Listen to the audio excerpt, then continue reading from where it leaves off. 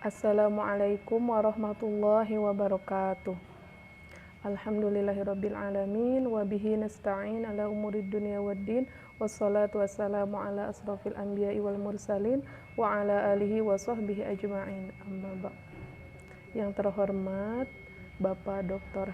Haji Hafid MAG dan Bapak Muhammad Sofyan MPD selaku dosen pengampu mata kuliah tafsir Tarbawi, serta teman-teman sekalian yang saya banggakan kelas PAI 4F.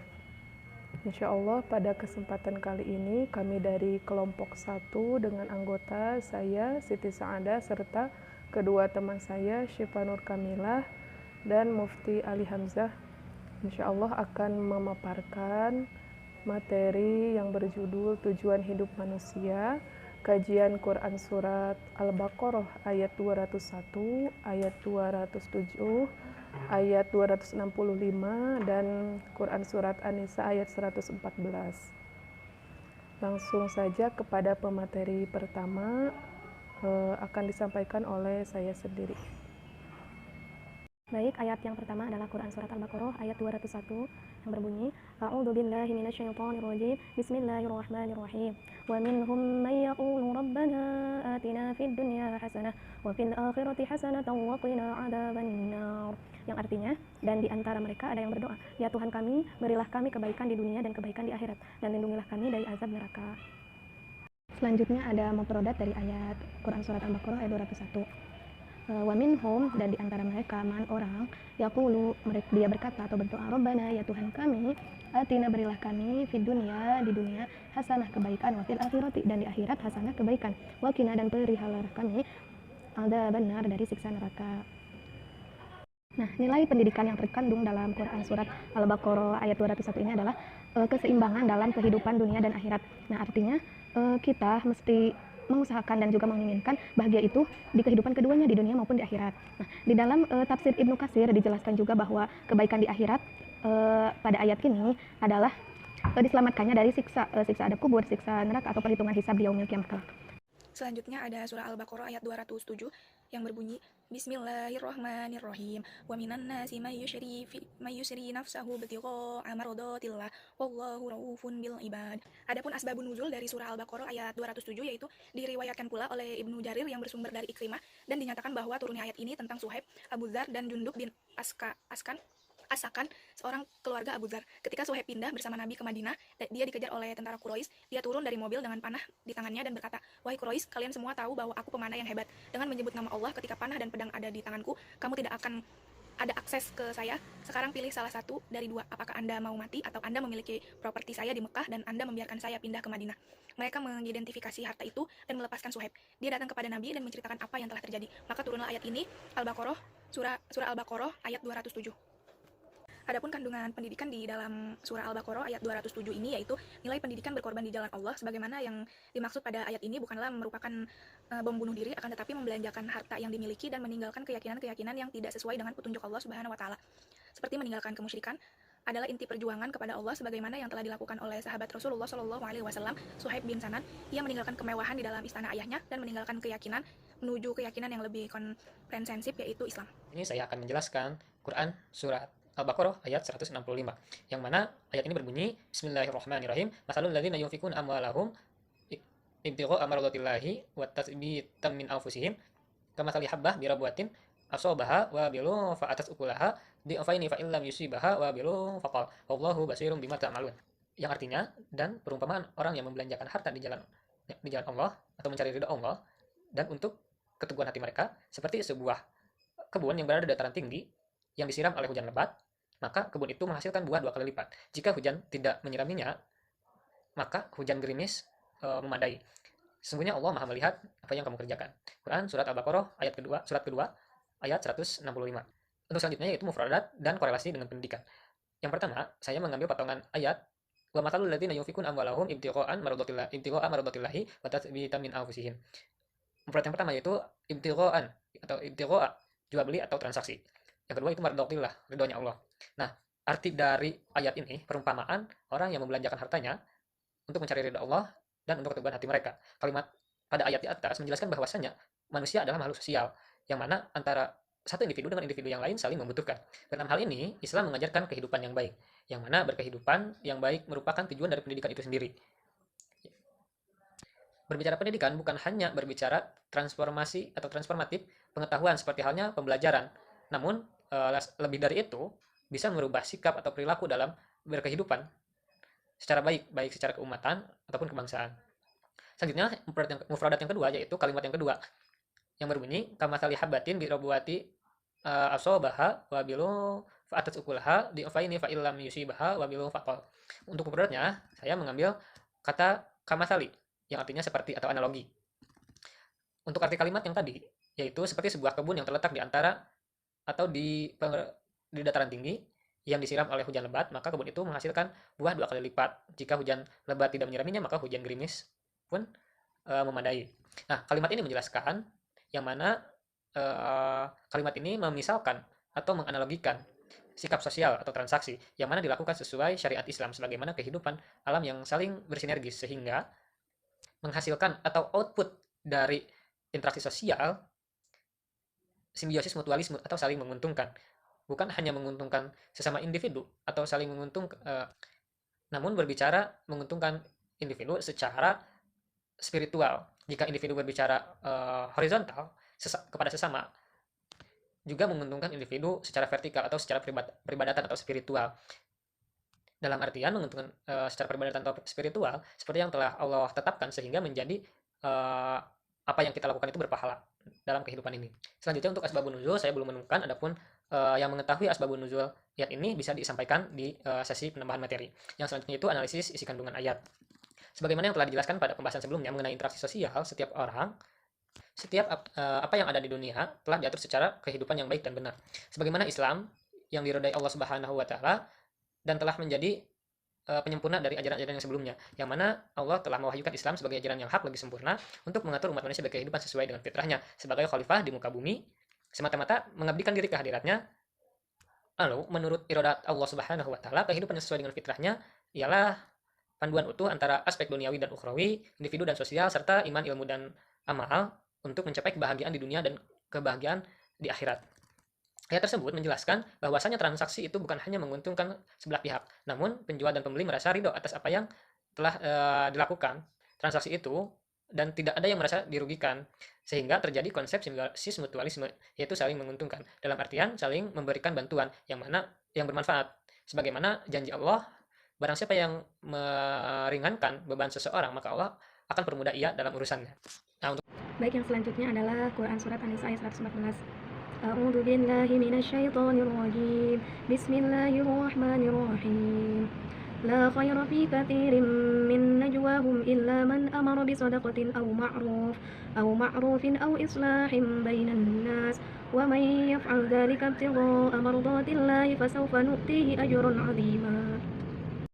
Yang artinya, tidak ada kebaikan dari banyak pembicaraan rahasia mereka, kecuali pembicaraan rahasia dari orang yang menyuruh orang bersedekah atau berbuat kebaikan atau mengadakan perdamaian di antara manusia. Barang siapa berbuat demikian karena mencari keridhaan Allah, maka kelak kami akan memberinya pahala yang besar. Adapun mufradatnya adalah la khaira, tidak ada kebaikan fi katsirin pada kebanyakan min najwahum dari pembicaraan rahasia bisik-bisik mereka illa kecuali man amaro bagi orang yang menyuruh bisodakotin kepada sedekah au ma'rufin atau perbuatan baik au islahin atau perdamaian bainan nas di antara manusia wa may yaf'al dan barang siapa berbuat zalika demikian ibtigha'a karena mencari mardhatillah keridhaan Allah fasawfa maka kelak nu'tihi kami akan memberikannya ajran 'azima ganjaran yang besar. Nah, adapun nilai pendidikan yang terkandung dalam Quran Surat An-Nisa ayat 14 ini adalah yang pertama pendidikan akhlak, itu mengenai menjaga perintah menjaga lisan. Yang kedua nilai pendidikan akhlak juga yaitu dengan menyeru mengajak orang lain untuk bersedekah, berbuat kebaikan dan mengadakan Islam. Nah, yang selanjutnya adalah kandungan Quran Surat An-Nisa ayat 114. Nah, dalam surat ini ada beberapa nilai-nilai yang dimana nilai ini menjadi salah satu cara dalam meraih keridhaan Allah. Yang pertama adalah menjaga lisan. Sangat penting sekali ya menjaga lisan ini. Sampai dikatakan oleh Imam An-Nawawi bahwa jika tidak bisa menjaga mulutnya maka kesunahan atau maslahat baginya untuk tetap diam. Nah, hal ini sejalan dengan hadis Rasulullah SAW yang berbunyi Man kana yu'minu billahi wal yawmil akhir falyaqul khairan aw liyasmut. Artinya, barang siapa yang beriman kepada Allah dan hari akhir, hendaklah dia berbicara dengan baik atau diam. Nah, lebih jauh lagi dalam termasuk arti menjaga lisan ini berarti tidak berbicara atau mendengarkan kata-kata kotor, kata-kata kasar. Sebaiknya kita mengubah kebiasaan ini dengan banyak berzikir, bersolawat, mengingat kepada Allah. Nah, di dalam ranah pendidikan pula, pendidik sudah seyogianya ya harus menjadi contoh untuk para muridnya dengan cara ketika menyampaikan ilmu dengan bahasa yang lembut, bahasa yang sopan. Kandungan yang kedua adalah mengajak kepada sesama muslim untuk bersodakoh. Nah, mengajak sesama muslim untuk kebaikan, apalagi ini sodakoh ya, adalah bentuk empati kita juga terhadap mereka. Karena kenapa? Dalam hal kebaikan itu kita harus mengajak sesama gitu. Jangan hanya mau baik sendiri, jangan hanya mau ke surga sendiri. Nah, seseorang yang mengajak orang lain untuk bersodakoh, berarti dia juga ikut andil dalam melakukan amal ibadah. Nah, ketika yang diajak itu melakukannya, maka keduanya mendapatkan pahala, baik kita sebagai yang mengajak maupun mereka yang melakukan kebaikan itu atas dasar dikasih tahu sama kita gitu. Nah, yang ketiga adalah menyeru berbuat ma'ruf. Nah, dalam artian bahasa sendiri, ma'ruf itu artinya kebaikan ya. Nah, menurut Imam Al-Jurjani dalam bukunya Al-Ta'rifat, ma'ruf sendiri adalah diartikan sebagai kullu ma yusanu fi syar'i. Artinya segala sesuatu yang dipandang baik dalam syariat. Nah, amar ma'ruf itu adalah perintah yang mutlak diwajibkan oleh Allah Subhanahu wa taala yang mendatangkan kebaikan dan menjadi indikator umat terbaik, khairu umat. Nah, kemudian keempat madhab nih sepakat bahwa amar ma'ruf itu adalah kewajiban, tetapi ada pendapat lain menurut Jalaluddin Rahmat, walaupun semua madhab sepakat hukumnya wajib, tetapi mereka tidak sepakat dalam menentukan apakah wajibnya itu untuk semua orang atau cukup untuk umat sebagian saja. Nah, yang selanjutnya adalah menyeru berbuat ma'ruf. Nah, secara tekstual ma'ruf ini berarti kebaikan ya. Nah, menurut Imam Al-Jurjani pula dalam bukunya Al-Ta'rifat, ma'ruf adalah kullu ma yusanu fi syar'i, artinya segala sesuatu yang dipandang baik oleh syarak. Nah, empat imam madhab Islam pun bersepakat bahwa amar ma'ruf adalah kewajiban. Tetapi menurut Jalaluddin Rahmat, walaupun semua madhab sepakat mengenai hukum wajib terhadap menyeru berbuat ma'ruf ini, tetapi mereka tidak sepakat bahwa dalam menentukan apakah wajibnya itu untuk semua orang atau cukup untuk sebagian orang saja. Nah, adapun menurut As-Suyuti,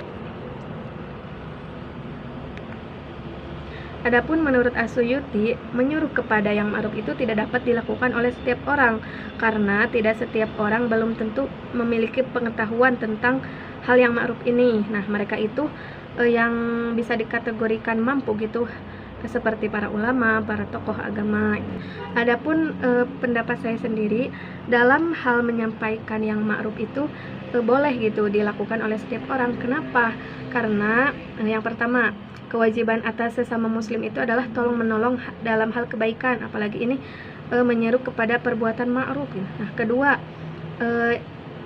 andaikan gitu kasarnya seseorang yang menyampaikan ma'ruf itu belum melaksanakan apa yang diucapkannya kepada orang lain, nah bisa jadi itu juga sebagai pengingat bagi dirinya sendiri, karena kan ketika dia membicarakan kebaikan atau menyeru kebaikan kepada orang lain, dia akan sadar secara sendirinya gitu bahwa apa yang dia ucapkan jika tidak dia lakukan, dia akan malu sendiri gitu. Nah, yang ketiga, kita tentu tidak asing dengan ucapan undur maqala wa tangdur man qala. Artinya jangan melihat siapa yang menyampaikan suatu pesan itu, tapi lihatlah apa yang disampaikan orang itu. Meskipun nasihat atau kebaikan itu datangnya dari anak kecil atau dari yang selanjutnya adalah mengadakan perdamaian atau islah. Nah, mengadakan perdamaian itu artinya membereskan permasalahan di antara manusia, konflik yang terjadi di antara manusia, apalagi jika yang berkonflik itu sesama muslim. Kita wajib untuk mengislahkannya. Nah, setiap mukmin itu kan bersaudara, jadi jika terjadi perselisihan atau pertentangan maka harus diislahkan gitu. Nah, islah sendiri merupakan suatu keniscayaan dikala dalam kehidupan masyarakat ini kita sering temui ya, bahkan yang sering terjadi konflik itu di antara umat muslim, bukan di antara agama gitu. Nah, maka upaya islahlah yang dilakukan oleh seorang muslim ini tuh bersinergi dengan munculnya konsep persaudaraan atau ukhuwah yang melibatkan umat Islam secara khusus dan umat Islam secara umum pula. Nah, isi kandungan yang terakhir adalah meluruskan niat. Nah, kita ketahui ya, innamal a'malu binniyat. Nah, setiap amal itu tergantung niat, maka niat ini sangat urgensi dalam kehidupan. Nah, setiap perbuatan manusia itu baik ibadah kepada Allah ataupun berbuat baik kepada sesama haruslah didasari dengan niat yang lurus, yakni hanya mengharapkan keridhaan Allah sesuai ayat ini. Nah, sah saja jika seseorang beribadah karena hanya ingin mendapatkan pahala, mendapatkan pujian, atau mendapatkan feedback dari orang lain agar orang lain itu juga baik kepada kita. Nah, itu sah-sah saja, tetapi ada tingkatan yang lebih tinggi gitu dari hanya kita ingin dibalas gitu, yaitu keridhaan Allah. Karena jika Allah sudah ridho, apapun yang kita inginkan, apapun yang kita butuhkan, pasti Allah akan mempermudahnya. Nah, kesimpulannya adalah disimak dari penjelasan kajian surat yang pertama sampai terakhir, dapat disimpulkan bahwa sebagai makhluk sosial sudah seharusnya sebagai fitrah yang Allah berikan pada kita itu, manusia itu cenderung berbuat kebaikan. Nah, terutama orang yang jadi hendaknya kita mau berbuat kebaikan kepada orang lain, terutama yang membutuhkan pertolongan, yang mesti kita bantu tanpa pamrih atau rasa keinginan dilihat oleh orang lain. Setiap orang yang berjihad di jalan Allah, yaitu berani mengorbankan apa yang dimilikinya, tenaga, kekayaan, atau keduanya sesuai dengan kemampuannya demi keberhasilan perjuangan sebagai cerminan keimanan dan ketakwaan dalam dirinya. Nah, jika semua hal yang dipaparkan dapat dilakukan dengan baik, maka akan membawakan dampak yang positif baik secara individual maupun sosial. Nah, keridhaan Allah ini akan diperoleh dengan melakukan suatu amal serta dilaksanakan dengan jalan yang mendatangkan kebaikan dan menghasilkan kemanfaatan yang diperintahkan oleh Allah.